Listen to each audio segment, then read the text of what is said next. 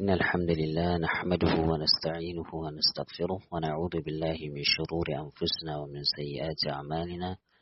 من يهده الله فلا مضل له ومن يضلل فلا هادي له، وأشهد أن لا إله إلا الله وحده لا شريك له، وأشهد أن محمدا عبده ورسوله. يا أيها الذين آمنوا اتقوا الله حق تقاته ولا تموتن إلا وأنتم مسلمون. يا أيها الناس اتقوا ربكم الذي خلقكم من نفس واحدة وخلق منها زوجها وبث منهما رجالا كثيرا ونساء، واتقوا الله الذي تساءلون به والأرحام إن الله كان عليكم رقيبا. يا أيها الذين آمنوا اتقوا الله وقولوا قولا سديدا يصلح لكم أعمالكم ويغفر لكم ذنوبكم، ومن يطع الله ورسوله فقد فاز فوزا عظيما. أما بعد، فإن أصدق الحديث كتاب الله، وأحسن الهدي هدي نبينا محمد صلى الله عليه وسلم، وشر الأمور محدثاتها، فإن كل محدثة بدعة وكل بدعة ضلالة وكل ضلالة في النار. muna gode Allah madaukakin sarki da ya sa damu a wannan safiya ta yau Laraba 1 ga watan Zulhajj shekara ta 1446 bayan hijiran fiyan halitta Annabi Muhammad sallallahu alaihi wasallam daga Makka zuwa Madina, wacce ta yi daidai da 28 ga watan 5 shekara ta 2025. Insha Allah ta'ala cikin rahmansa da falalansa da baiwansa da jinƙansa da tausayinsa za mu fara karanta wannan littafi mai albarka mai suna An-Nazmul Habir fi Ulumil Qur'an wa Usulit Tafsir, wallafan babban malami al-Ustad Dr. Ibrahim Ash-Shuraim hafizahullahu ta'ala wa ra'ah. Kafin mu shiga kai tsaye cikin wannan matani mai albarka wanda ke mana magana akan ulumul Qur'an da kuma usulut tafsir, za mu yi takaitaccen muqaddima insha Allah ta'ala. Za mu fara muqaddima akan mawallafin, sannan kuma mu yi muqaddima akan ita littafin da kuma maudu'in da littafin take dauke da shi. Babban malami Su'ud ibn Ibrahim Ash-Shuraim, sunansa shine Su'ud ibn Ibrahim ibn Muhammad ibn Ibrahim al-Shuraim hafizahullahu ta'ala, shine limami kuma mai khutuba a masallacin haramin Makka tsawon shekaru da dama. Ya fara limanci tun daga shekara ta 1412 har zuwa shekara ta 1444, ma'ana kimanin tsawon shekara 32 yana limanci a haramin Makka. Allah madaukin sarki ya ƙara masa lafiya ya kuma kare sa. An haife Shuraim a shekara ta 1386 bayan hijira, wacce ta yi da 19 ga watan 1 shekara ta 1966. An haife shi a garin Riyadh a mamlaka ta ainihin mamlakatul Arabiyya a Saudiya. Bayan ya taso ya shiga karatu ta nizamiya, ya yi ibtida'iyyansa da mutawassita da thanawiyya. Bayan ya gama wa'annan marahil ta karatu, ya shiga makarantar ainihin jami'a ta Muhammad ibn Saud a nan Riyadh, inda ya yi kulliyatu usuluddin. A nan ya yi digirinsa, sannan bayan ya gama digirinsa a nan Riyadh a jami'a ta Muhammad ibn Saud, ya shiga jami'an Ummul Qura a Makka, inda ya magister nashi, sannan kuma ya ci gaba da doktoran shi. Ya gama doktoran shi, ya ci gaba da karantarwa a wannan jami'a din har ya samu matsayi ta professorship a shekara ta 1430, wacce ta daidai da shekara ta 2009 miladiya a fiqhul muqaran. Wannan shine takaitaccen tarihin Su'ud ibn Ibrahim Ash-Shuraim hafizahullahu ta'ala. Malumansa, cikin wayanda ya halarci darussan su kuma ainihin ɗaya ne daga cikin malumansa, shi Malam Su'ud ibn Ibrahim Ash-Shuraim hafizahullahu ta'ala. akwai babban malami al'allamatul jazira الشيخ عبد العزيز ابن عبد الله بن باز رحمه الله ta'ala, sai kuma ya halarci darussa na babban malami Abdullahi ibn Jibrin rahimahullahu ta'ala. Hakanan har ilau ya halarci darussa kuma ɗaya daga cikin malumansa ne Abdullahi ibn Abdul Aziz da kuma Abdurrahman Barrak da kuma babban malami As-Salih ibn Abdullah al-Fawzan al-Fawzan hafizahullahu ta'ala. Duk wannan kaɗan daga cikin malumansa wanda ya halarci darussan su kuma yayi karatu a ainihin wato majalisin su. Allah madaukakin sarki ya ji kan wanda suka rasu, wanda suke da rai kuma Allah madaukakin sarki ya ƙara musu lafiya, ya karɓa kyawawan ayyukansu, ya yafe musu kurakuransu. Malam Shuraim, Allah madaukakin sarki ya ƙara masa lafiya da imani, yana da littattafai da dama da ya rubuta. Akwai littafinsa na farko da ya kiran shi Karamatul Anbiya, wannan ba a buga ba, yana nan ainihin ba a buga shi ba. Akwai littafinsa mai suna Al-Mahdi Al-Muntazar inda Ahlus Sunnati wal Jama'a, shi ma wannan littafin ba a buga ba. Sannan yana da littafi Al-Minhaj lil Mu'tamar wal Hajj, wannan littafin an buga, mana ainihin haskaka ma wanda yake aikin hajji da kuma umra. Malam Shuraim yana littafi da akan usulul fiqh, ba a buga shi ba. Sannan yana littafi wanda an buga kuma wanda yake hannunmu yanzu mai suna An-Nazmul Habir fi Ulumil Qur'ani wa Usulit Tafsir. Sannan yayi sharhin wannan littafin da ya sa masa Al-Manhalul Munir, sharhin Nazmul Habir fi Ulumil Qur'an wa Usulit Tafsir.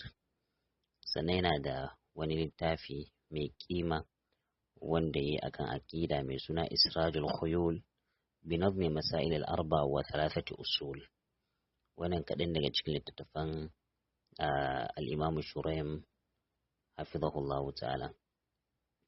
Malam Shuraim kafin ainihin dakatawansa daga limancin haramin Makka yana da darussa da dama a masallacin haramin Makka.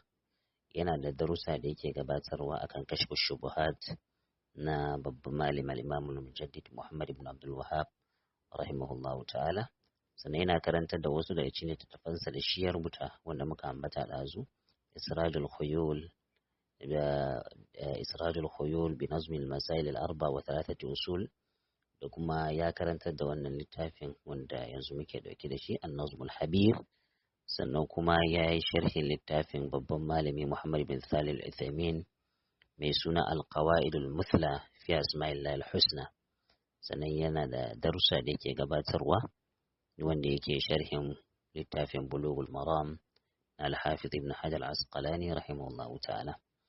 Malam Shuraim hafizahullahu ta'ala yayi rizanin daga jagorancin sallan a haramin Makka da kuma yin khutba a shekara ta 1444 bayan hijira, wacce ta daidai shekara ta 2023 a watan 1 miladiya, bisa ga ainihin wasu sabubba da ba a bayyana ba. Muna roƙon Allah maɗaukakin sarki ya ƙara masa lafiya da imani, ya kare sa daga fitintunu, ya kuma sa albarka a zurriyarsa. Wannan shine muqaddima akan mawallafin. Sai kuma muqaddima akan ita littafin. Ita wannan littafin da muke dauke da shi, mana ainihin wato waƙe ne da yayi ne akan ulumul Qur'an da kuma usulut tafsir. Wannan littafin da malam ya rubuta, Allah madaukin sarki ya ƙara masa lafiya da imani, ya rubuta shi a lokacin da ya yi tafiya. Ita wannan littafin, mana ainihin wannan littafin da muke dauke da shi, ya rubuta shi a lokacin da ya yi tafiya zuwa ƙasan Amerika tsawon kwanaki 21 yana wannan wurin. To sai ya ce bari ya yi ainihin ya ribace wannan kwanaki 21 da yake zaune a wannan ƙasa ta Amerika ɗin. Ya tafi a shekara ta 1421 bayan hijira, kamar da shi malam ya ambata a lokacin da yake sharhin wannan nazmin littafin nan nashi a haramin Makka. Yace ya rubuta wannan nazamin a tsawon kwanaki 21 a lokacin da yake zaune a ƙasar Amerika kafin ainihin ya zo ainihin wato ƙasansa, ainihin wato matsala ta da'awa ta kai shi wannan ƙasan. Sannan ita wannan nazumin baharinsa ainihin wato a baharul rajas ne, kamar da ainihin wasu suke kiran wannan baharin saboda saukin sa sai suke cewa himaru shu'ara, suke cewa wato wannan jaki ne na mawaka ita wannan baharin, saboda saukin sa ba don wato ainihin ba ta da kima, saboda saukin sa wajen ainihin wato shi tsara waken da kuma ya haddansa. Kamar da shi yake ambata a cikin sharhin littafin sa yake cewa ya zaɓi wannan baharin saboda saukin sa don ya sauki ma ɗalibai su haddace, kuma ainihin wato su iya halarto shi a lokacin da suke da buƙatar su halarto shi. Allah madaukin sarki ya saka masa da mafificin alkhairi. Ita wannan nazumi da yake hannunmu yana da sharhi. Sharhinsa asali da shi malam yayi shi a kaset ne, kamar da muka ambata a haramin Makka. Yayi shi a kaset, ainihin ya gama ya karantar da ainihin al'umma a masallacin harami. To daga baya sai ainihin wato a ga dacewan a dawo da shi a matsayin littafi, saboda haka ainihin wato ɗalibai suka zauna suka tattara aka rubuta, sannan aka yi gyare-gyare aka fito da wannan sharhin, wanda ainihin shi malam ya sa masa suna al-manhalul munir sharhin nazmil habir fi ulumil qur'an wa usulit tafsir. Wannan shine ainihin takaitaccen muqaddima akan ita wannan nazmi da muke dauke da shi. Sannan tsarin ita wannan littafin nazmi ne ya zo a tsari ta wake, ba tsari ta nasar ba, tsari ta zube, kamar da shi malam yake cewa a sharhi yake cewa ya zaɓi wannan tsarin ne saboda ya sauki ma ainihin ɗalibai wajen hadda da kuma halarto shi a lokacin da suka yi ainihin wato buƙatan a halarto shi. To za mu shiga cikin wannan nazumin insha Allah ta'ala. Malam Allah madaukin sarki ya ƙara masa lafiya yake cewa alhamdulil musawwiril karim alkhaliqil muhaiminil azim.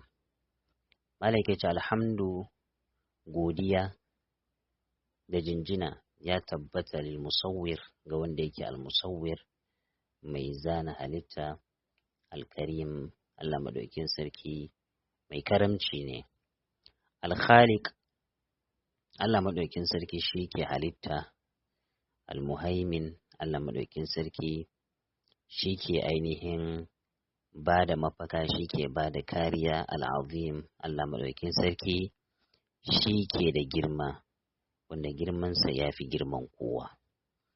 Alhamdu, wannan al-ɗin malamai suke cewa al-ɗin nan listigrakil jins ya tattaro duk wani sifa, duk wani abin yabo da jinjina gaba ɗayansa ya tabbata ma Allah maɗaukin sarki. Domin suna cewa shi alhamdu ainihin wato ta zammanu almarhu wa sana alal mahmud, ya tattaro duk yabo da jinjina ga ainihin wanda yake ake yabonsa. To wannan shine ma'ana alhamd, ma'ana ya tattaro duk wata yabo da jinjina ma wanda ake yabo, amma tare da girmama shi wanda ake yabon da kuma ainihin ƙaunansa da nuna ainihin buwayarsa da ɗaukakansa. To wannan shine alhamd. Allah maɗaukin sarki ya yabi kansa a cikin Alƙur'ani a wurare da dama, wasu wurin ya yabi kansa a farkon sura, wasu wurin a tsakiyar sura, wasu wurin kuma a ƙarshen sura.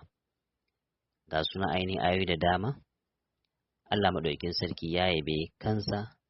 To shi sa ko da bayi ba su yabe sa ba, shi ya yabe kansa. Idan bayi sun ƙi su yabe sa, to Allah maɗaukin sarki shi ya yabe kansa, ya riga ya yabe kansa.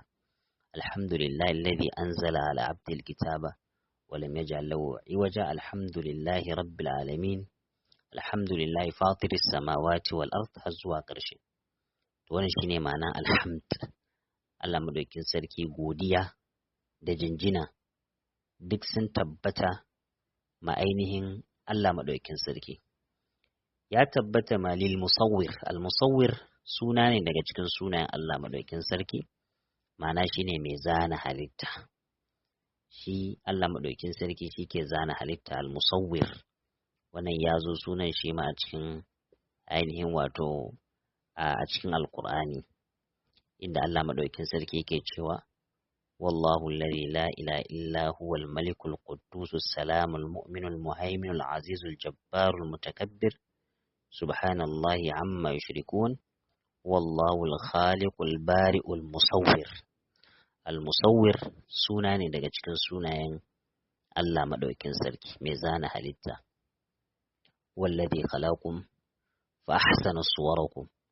Allah maɗaukin sarki shi ya halicce ku kuma ya kyautata ainihin suranku, ya kyautata suranku da zanenku. Al-Karim, Allah maɗaukin sarki shi Al-Karim ne, mai karamci. Babu wanda ya kai Allah maɗaukin sarki karamci. Babu wanda Allah ya kai Allah maɗaukin sarki kyauta. Allah maɗaukin sarki Al-Karim ne, duk kyautan mutum bai kai Allah maɗaukin sarki ba. Hasali shi karan kansa Allah maɗaukin sarki cikin karamcinsa ne Allah maɗaukin sarki ya basa. Shi karimin shi ma sai zama karimi. To Allah maɗaukin sarki shi ne wato mai karamci sama da kowa. Al-Khaliq, Allah maɗaukin sarki shi ke halitta. Duk abin da ake gani a duniya, wannan gaba ɗaya halittan Allah maɗaukin sarki ne. Allah maɗaukin sarki shi halicce dabbobi da awakai, da mutane da mala'iku, da aljanu da kowa, duk waɗannan halittu ne na Allah maɗaukin sarki. Al-Muhaimin, Allah maɗaukin sarki Al-Muhaimin ne. Al-Muhaimin ma'anarsa shine wanda yake ba da mafaka, wanda yake ba da aminci ma ainihin wanda ke neman aminci, shine Al-Muhaimin. Shi ma wannan suna ne daga cikin sunayen Allah maɗaukin sarki. A ayin da ɗazu makaranta ainihin Al-Muhaimin ya zo, to wannan suna ne daga cikin sunayen Allah maɗaukin sarki. Sannan har ilau ma'anan Al-Muhaimin yana zuwa da cewa wato wanda yake halarce da kuma wanda yake ainihin kula da abu. Shi wannan ma'ana ce ta Al-Muhaimin, inda Abdullahi dan Abbas ya fassara wa anzalna ilayka al-kitaba bil haqqi musaddiqan lima bayna yadayhi min al-kitabi wa muhaiminan alayhi. Ma'ana ya fassara wa muhaiminan alayhi da cewa shahidan alayhi, wanda yake tsaye kuma ainihin yake kulawa da wannan.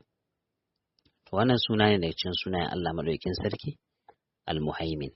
Al-Azim, Al-Azim shi ma sunan Allah madaukakin sarki ne mai girma. Duk wanda ake jin shi da girma to bai kai Allah ba. Allah madaukakin sarki shi ke sama da kowa, shi ke ainihin sama da gaba ɗaya halittunsa.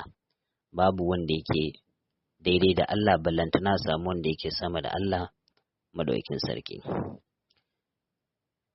Wayannan gaba ɗaya da sunayen da malam ya ambata, Al-Musawwir, Al-Karim, Al-Khaliq, Al-Muhaimin, Al-Azim, gaba ɗaya wayannan sunayen Allah madaukakin sarki ne, kuma sun tabbata ma Allah madaukakin sarki.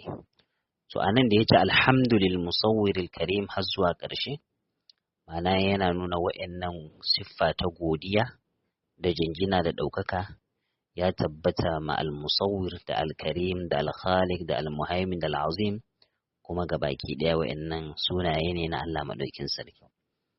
To kafin mu wuce, wannan yana da alaka da ainihin a wajen malaman aqida da suke kiran shi tauhidul asma'i was sifat. Tauhidul asma'i was sifat ɗaya daga cikin rukunan tauhidi ne, ko kuma rabe-raben tauhidi guda uku wanda yake sananne a wajen al'umma. A ƙarƙashin wannan akwai abin da ya kamata a gane, duk da littafin ulumul Qur'an ne, to amma yana da alaka da aqida. Yana da alaka da aqida, dole al'umma su fahimci wannan. Sunayen Allah madaukakin sarki a wajen malamai, Allah madaukakin sarki ya ƙara musu ainihin ɗaukaka da imani da kariya. Sunayen Allah madaukakin sarki tauqifiyya ne, la majal lirra'i wal ijtihadi fi. Sunayen Allah madaukakin sarki wato babu dama da aka ba ma wani ya sa ƙoƙarinsa ko tunaninsa ko fahimtansa tattare da sunayen Allah madaukakin sarki. Abin da ya tabbata daga Allah madaukakin sarki za a tabbatar da shi akan cewa wannan sunan Allah ne. Abinda Allah madaukakin sarki ya kore ma kansa za a kore akan cewa wannan baya daga cikin sunayen Allah ko siffan Allah. Abinda ya tabbata daga Annabi sallallahu alaihi wasallam, Annabi ya tabbatar da cewa sunan Allah ne, shi ma wannan za a tabbatar akan cewa sunan Allah ne. To wannan shine ma'anar tauqifiyya. Ba mu kowa dama ya sa kokarinsa ko tunaninsa ya ce wannan sunan ina ganin ya dace da Allah, wannan sunan ai yana da kyau bari a jingina ma Allah, ba haka. Wannan shine matsala ta farko karkashin wannan gaban da malam ya kawo, kamar da shi ma yayi tambihi a cikin sharhinsa na ainihin wannan nazmin inda yake sharhin alhamdulil musawwiril karim baiti na farkon nan. Abu na biyu, sunayen Allah madaukakin sarki asma'un wa awsafun. Sunayen Allah sunaye ne kuma yana dauke da siffofi, sabanin sunayen halittu. Ba duk sunayen halittu bane yake dauke da siffa. Yawancin sunayen halittu za a samu suna ne amma kuma babu siffa din. Suna ce babu siffa. Suna ce mujarradul ism ne amma baya dauke da siffa. Amma shi ta Allah madaukakin sarki suna ne kuma yana dauke da siffa. Kamar misali sunan Allah madaukakin sarki Al-Jamil. Hadisi ya tabbata Annabi sallallahu alaihi wasallam yana cewa inna Allah jamilun yuhibbul jamal. Saboda haka sunan Allah Al-Jamil kuma yana dauke da siffa ta Al-Jamal. Babu abin da yake Allah madaukakin sarki kyau, babu shi. Ɗaya daga cikin sunayen Allah madaukakin sarki Al-Ali. Allah madaukakin sarki shine madaukaki akan kowa da komai. Babu abin da yake daidai da Allah, ballantana sama abin da yake sama da Allah. To kun ga nan suna ce kuma yana ɗauke da siffa. Wannan shine abu na biyu da ainihin ya wajaba a sani karkashin wa'annan wato tauhidul asma'i was sifat. Abu na uku, sunayen Allah madaukakin sarki babu na ƙasa tattare da su. Duk wani sunan Allah madaukakin sarki kamala ne a cikinsa, cikakkiyar kamala ce, babu na ƙasa tattare da shi. Shine Allah madaukakin sarki yake cewa walillahi asma'ul husna fad'uhu biha. Allah yana da sunaye mafiya kyawu. Sunayen Allah ba hasana bane, husna ne. Sunayen Allah madaukakin sarki mafiya kyawu ne. Saboda haka babu na ƙasa tattare da sunayen Allah madaukakin sarki. Wannan shine abu na uku da ya wajaba a sani. Abu na hudu da ya wajaba a sani tattare da sunayen Allah madaukakin sarki da siffofinsa shine sunayen Allah madaukakin sarki da siffofinsa ba ta da adadi, ba ta da iyaka. Ba za a ƙididdige ta ba a ce ai guda 10 ne ko 20 ne ko 30 ko 90 ko 99. Sunayen Allah madaukakin sarki sun fi ƙarfin wannan. Ba don komai ba saboda hadisin Abdullah dan Mas'ud, Allah ya kara masa yadda, yake cewa Annabi sallallahu alaihi wasallam ya karantar da su addu'a da za su yi lokacin da mutum yake cikin damuwa da ainihin da kuma lokacin da mutum yake cikin damuwa ya ce Allahumma inni abduk ibnu abdik ibnu amatik nasiyati biyadik, har zuwa inda ya ce a cikin addu'an أو أنزلته في كتابك أو علمته أحدا من خلقك سيتي أو استأثرت به في علم الغيب عندك.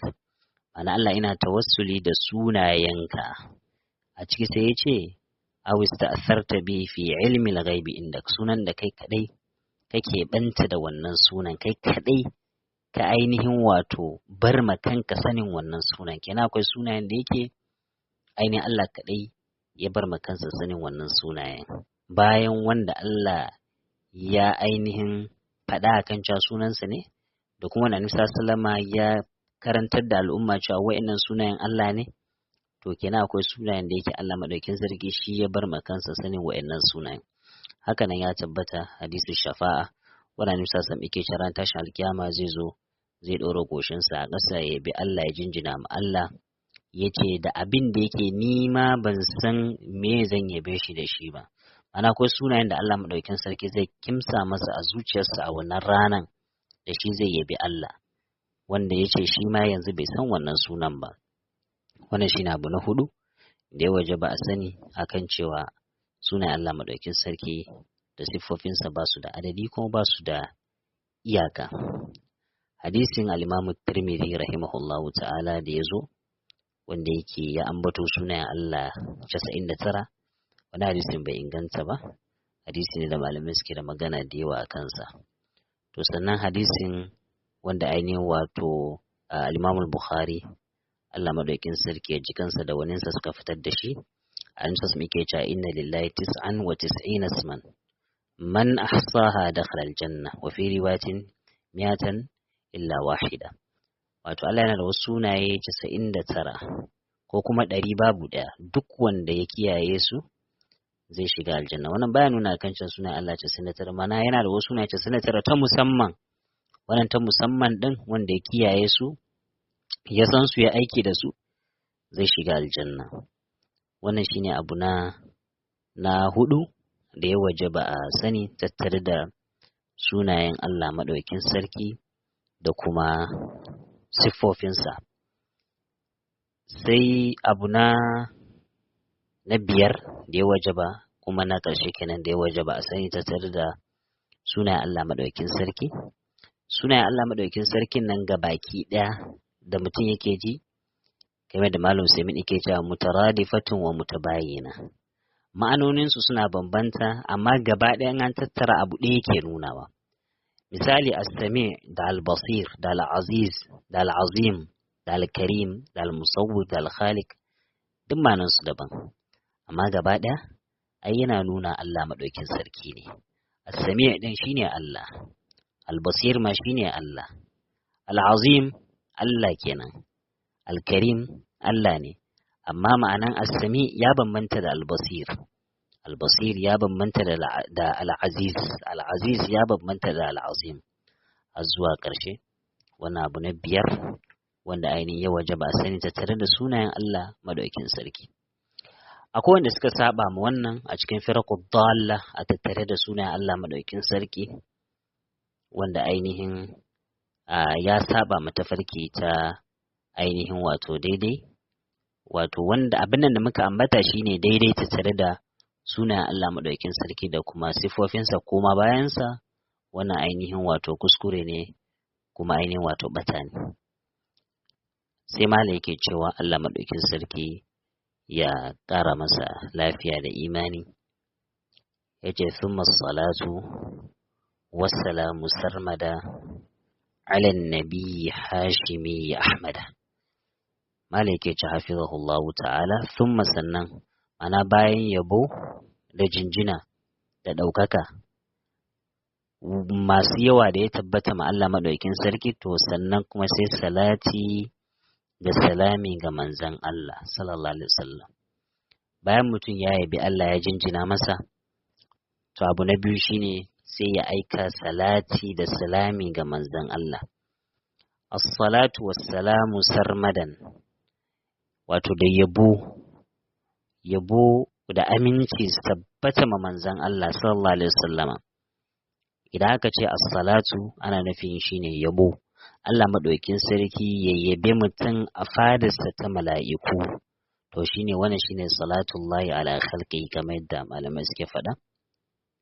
Allah madaukakin sarki ya yabe mutum a fadarsa ta mala'iku, ya tabbata Allah madaukakin sarki yana salati ma bayinsa. Wallazi yusalli alaikum wa mala'ikatuhu liyukhrijakum min adh-dhu'a zuwa ƙarshe. Saboda haka Allah madaukakin sarki iya salati ma bayinsa. Musamman Allah madaukakin sarki yana salati manzon Allah, inda Allah madaukakin sarki yake cewa inna Allaha wa mala'ikatahu yusalluna 'alan nabi ya ayyuhalladhina amanu sallu 'alaihi wa sallimu taslima. Thumma as-salatu, sannan yabo, wassalamu da aminci sarmadan titir babu yankewa, shine ma'anan sarmadan. Malaman lugha sai suke cewa an ce sarmadan ana nufin da'iman bilan qita, ma'ana titir ya zamana babu yankewa, shine sarmadan. Allah madaukakin sarki ya amfani da wannan kalma a cikin suratul qasas. Allah ke cewa qul ara'aytum in ja'ala Allahu alaykum al-layla sarmadan ila yawmil qiyamah man ilahun ghayrullahi ya'tikum bi diya. Sai ya ƙara cewa kuma qul ara'aytum in ja'ala Allahu alaykum an-nahara sarmadan ila yawmil qiyamah. Sarmadan ma'anarsa titir. Yanzu ba kwa gani ya ku bayi, idan Allah madaukakin sarki ya sanya muku wannan daren ya zama na titir babu yankewa har zuwa tashin alkiyama. waye zai zo muku da yini da za ku samu nutsuwa a cikinsa. Man ilahun ghairullahi ya'tikum bi diya, waye zai zo muku da yini da za ku samu haske a cikinsa. Sannan sai ƙara cewa ku yanzu bayi ba kwa gani idan Allah maɗaukin sarki zai sanya wannan yinin ya zama muku tutur babu yankewa har zuwa tashin alkiyama, waye zai zo muku da daren da za ku samu nutsuwa a cikinsa. Afala tubsirun, ba kwa gani ne? Wannan shine ma'anar sarmadan. To wannan salatin ya Allah da yabo da jinjina tabbata ma manzon Allah babu yankewa. Alan nabi, wannan salatin ya tabbata ma annabi sallallahu alaihi wasallama al-hashimi, wanda ya fito daga kabilan Hashim ibn Abd Manaf, ba Hashimin dangi, kaka annabi sallallahu alaihi wasallama Hashim shine ake jingina shi annabi din zuwa ga ainihin Hashim, shine mala'anin yace alan nabiyil hashimi, ya tabbata ma annabi wanda yake dan Bahashime Ahmada, wanda yake ainihin Ahmad, mana ɗaya da cikin sunayen annabi sallallahu alaihi wasallama Ahmad. In baka san wannan annabi da yace Hashimi ba, to yana nufin Ahmad, mana annabi sallallahu alaihi wasallama wannan sunan ya tabbata hadisi, sannan kuma ainihin ya zo a cikin alkur'ani a cikin suratul saf, inda Allah yake cewa wa mubashiran bi rasulin, a bisa ga harshen annabi Isa alaihi salam, wa bashiran bi rasulin yati min ba'di ismu Ahmad. Hadisi kuma annabi sallallahu alaihi wasallam yake cewa hadisi al-Ahmad yake cewa wato ainihin ana Muhammad ana Ahmad ana al-Mahi alladhi yamhu Allah bi al-kufr, har zuwa karshen hadisin akwai Ahmad a cikin sunan annabi sallallahu alaihi wasallam. Baiti na uku malai yake cewa hafizahullahu ta'ala wa alihi, wannan salatin da yabon da salamin ya tabbata ma iyalansa, wa sahbihi da sahabban annabi, wa tabi'i sannan ya tabbata ma tabi'ai, wa qari'in da duk wanda yake karanta wannan nazmin da yake hannunmu, wa katibin da duk marubuci da ya rubutu a irin fannin da muka yi rubutu, in ji malam, wa sami'in da duk wanda ya tasa kunne yake jin wannan baitin ana karanta masa shi.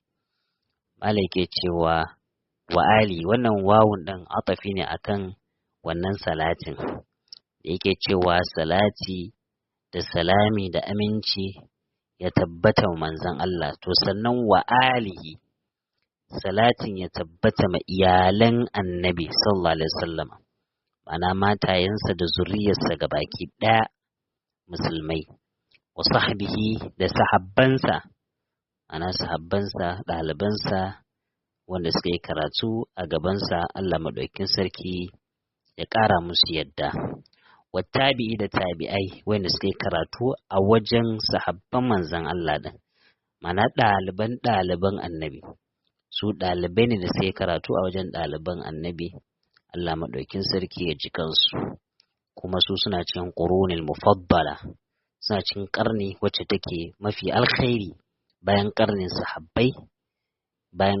sahabbai, to sannan kuma sai tabi'ai. Malai ce wa qari'in, wannan salatin har ila bai tabbata ma ainihin wato makaranci wanda yake karatun wannan littafin namu, ko kuma wanda yake karanta ainihin maudu'i wacce take mai kama da namu, wa katibin da wani marubuci na wannan fannin ko makamancinsa, wa sami'in da duk wanda ya tasa kunne yake ji. Malai ke cewa har ilau wa man ala tariqihim yasir ni'mat tariqu yasrahul masir, yace wa man ala tariqihim, wannan salatin har ilau ya tabbata ba duk wanda yasiru ala tariqihim, ma'ana ya tafi a bisa ga tafarkin wa'annan da ya ambata, tafarkin annabi sallallahu alaihi wasallam da sahabbai da tabi'ai, to wannan salatin shi ma ya tabbata gare sa. Duk wanda ya tafi a bisa ga tafarkin sahabbai da tabi'ai da iyala annabi sallallahu alaihi wasallam, to shi ma wannan amincin ya tabbata gare sa.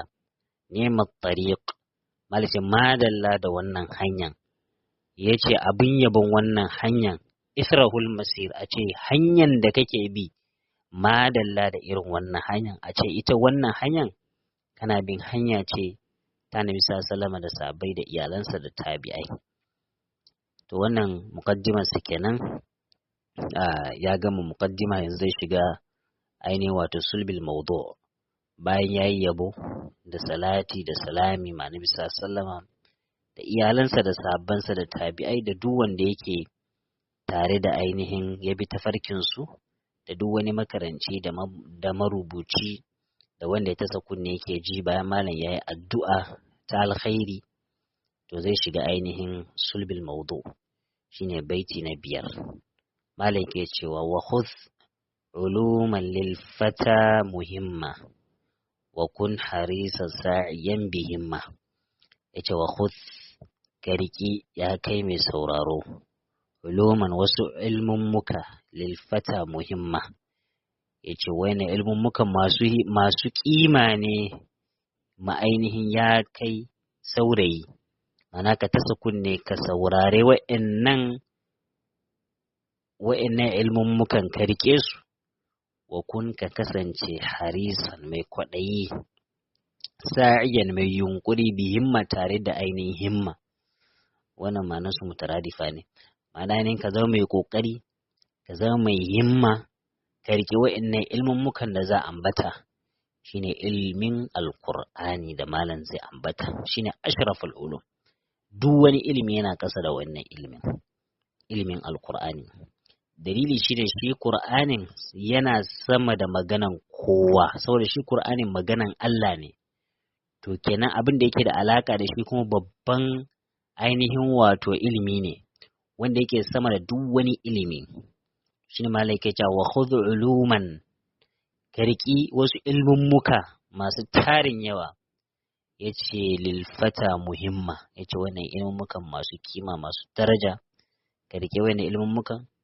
Wa kun harisan sa'iyan bihimma, ka zan mutum ne mai kwaɗayi, mai yunkuri tare da ƙoƙari.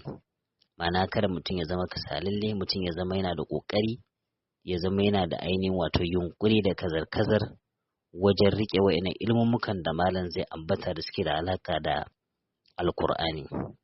Malam yake cewa hafizahullahu ta'ala, ilmul qur'ani ashraful ulumi fahaka haddu jumlatil mausumi.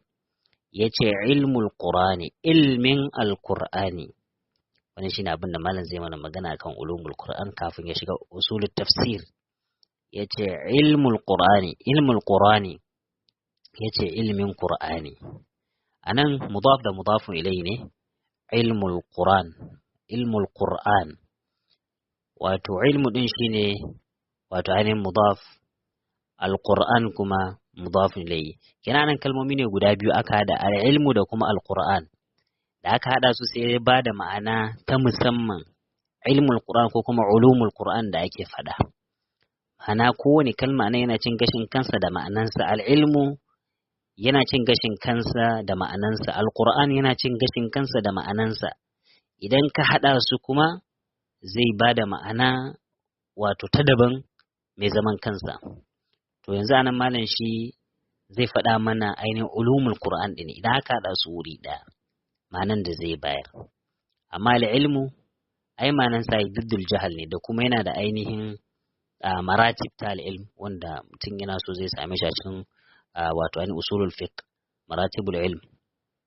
Amma kishiyan ilimi, kishiyan jahilci shi ake kira ilimi. Al-Qur'an kuma wato a luga idan aka ce al-Qur'an masdar ne na kara ya karo Qur'an, duk da ainihin yana da wata masdar din daban, wato ainihin kara ya karo qaran. Idan aka ce kara ya karo Qur'an, ma'ana yayi karatu, yana karatu, abin karatu kenan. Wannan ya zo a cikin Al-Qur'ani, Allah yake cewa la tuharrik bihi lisanaka lita'jala bi inna alaina jam'ahu wa qur'ana. Wa idza qara'nahu fattabi qur'ana, ay fattabi qira'atahu. Idan muka karanta maka kai ka bi abin karatun. To anan ya zo da ma'ana ce ta luga, ma'ana ainihin abin karatu. To sannan sai zama alamun bil galaba, wato asali in an ce Qur'ani duk wani abin karatu, duk wani littafi abin karatu ana kiran shi Qur'an. To amma sai zamana Al-Qur'ani yanzu sunansa ya rinjaye duk wani abin karatu, da zarar an ce Al-Qur'an to ana nufin mushafi da muke dauke da shi. Sai kuma ainihin idan aka ce qara yaqra'u qaran, to ana nufin ainihin wato abin da ake harhaɗawa, a harhaɗa abu ɗaya, biyu, uku, huɗu, a harhaɗa ya bada wani abu.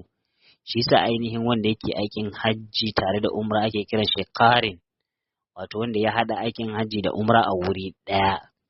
To malamai wasu suke cewa Alƙur'ani an zaka wato kai mai karatu kana haɗa wasu harufa ne ɗaya, biyu, uku, huɗu sai bada wasu ma'ana ka fito da su kai karatu. Wasu kuma suka ce Alƙur'ani shi karan kansa yana haɗa tsakankanin bayanin abu da kishiyansa, zai kama bayanin abu kuma ya kawo maka bayanin wani abu wanda yake kishiyan wannan abu. Allah sai ya ce afaman kana mu'minan, ya ba da labarin mu'min sai ce kaman kana fasiqan la yastawun, amma alladhina amanu wa amilus salihati falahum jannatul ma'wa nuzulan bima kanu ya'malun. Wannan bayanin su kenan, sai ce wa amma alladhina fasaqu famawahumun nar. Kaga ya hada tsakanin bayanin abu da kishiyansa, nabbi ibadi anni anal ghafurur rahim, sai ce wa anna azabi huwal azabul alim. To malamai suke cewa shi ma nan mazari ne na ainihin wato Alƙur'ani. Idan aka ce tarifin Alƙur'ani wanda malam bai kawo shi anan ba, malam zai mana magana kan ulumul Qur'an din ne, ma'ana a haɗe kenan. Idan aka ce ainihin Alƙur'ani shi kadai din, mun ji ainihin wato Alƙur'ani lugha. Idan aka ce Alƙur'ani a istilahi ta su malaman ulumul Qur'an sun ce Alƙur'ani wato yana dauke da abubuwa guda 4 ko 5. Kafin wannan wato suna cewa a tarifi ta istilahi dole abu ya zama jami'an mani'an, ya tattaro abin da ake so ya shiga tare da ya hana duk abin da ba a so ya shiga a cikin wannan tarifin. In ba haka ba tarifi din ba zai zama shamil ba, ma'ana wasu abubuwan da ba a so ya shiga zai zo ya shiga cikin tarifi din. Suke cewa ya zama jami'an mani'an, jami'an ya tattaro duk abin da ake da bukatan ya shiga cikin tarifin, mani'an kuma ya hana koma bayan wannan abin shiga. Misali, idan za a yi tarifin sahabi, inda za bar shi a lugha din, abubuwa da yawa mutane da dama za su iya shiga karkashin sunan sahabi, amma da za zuwa ce shi sahabi shine mallakiyan nabiyyi sallallahu alaihi wasallam mu'minan bi wa mata lil islam, to wannan ya cire wasu mutanen da kake tsammanin cewa a sa su misali munafikai, to za su fita cikin tarifin sahabbai. To saboda haka idan aka ce alqur'ani wajen malaman su ulumul qur'an sai ce huwa kalamullahi, wannan shine abu na farko, alqur'ani maganan Allah ne. Saboda haka zai cire maganan kowa ya fita a ciki, maganan kowa inda ba magana Allah ba ya fita a cikin tarifin alqur'ani. Saboda haka maganan mutane ba alqur'ani bane, maganan mala'iku ba alqur'ani bane, maganan aljanu ba alqur'ani bane. Kaga wannan ya zama jami'an. To amma har ilau maganan Allah, at-taura ma maganan Allah ne, injila ma maganan Allah ne, zabura ma maganan Allah ne da sauransu. Na biyu suka ce su malaman ulumul Qur'an suka ce al-munazzalu ala Muhammadin sallallahu alaihi wasallam shine wanda aka saukar wa manzon Allah. Saboda haka at-taura an saukar ma annabi Musa, to ba al-Qur'ani bane. Injila an saukar ma annabi Isa, ba Qur'ani bane. Zabura an saukar ma annabi Dawud alaihi salam, ba al-Qur'ani bane. To sai suka ce abu na uku alladhi nazzala bihi Jibril alaihi salam, wanda ya saukar da shi ta hanyar mala'ika Jibril, ko kuma bi wasitati malak Jibril alaihi salam, ta hanyar mala'ika Jibril alaihi salam. Ya tabbata Allah madaukakin sarki yake cewa cikin alqur'ani, wa innahu latanzilu rabbil alamin nazala bihi ar-ruhul amin ala qalbika litakuna minal munzirin bilisanin arabiyyin mubin. Ya kara cewa qul nazzalahu ruhul qudus min rabbika bil haqq yuthabbita alladhina amanu har zuwa karshe. To wannan yana kan cewa ta hanyar malaika Jibril alqur'ani ya zo. To kenan wahayin da yake zuwa ba ta hanyar malaika ba a kiran shi alqur'ani. Wato misali Allah madaukin sarki yayi ilhama ma annabi ko ya nuna masa a mafarki, wannan duk ba alqur'ani bane. To sai na hudu sai suke cewa almuta'abbadu bi tilawatihi, suke cewa shi ainihin wato alqur'ani shine wanda ake neman lada ta hanyar karanta sa, yayin da aka karanta sa za samu lada.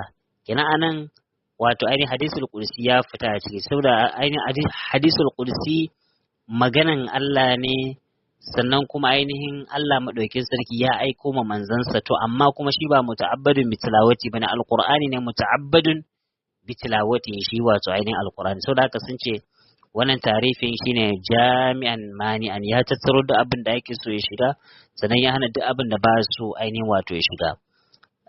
Kafin mu yi gaba, inda malam zai kawo batu akan ainihin wato ulumul Qur'an, a haɗe za mu yi magana akan falalan alqur'ani ɗin, shi alqur'ani ɗin falalansa da kuma falalan karanta sa.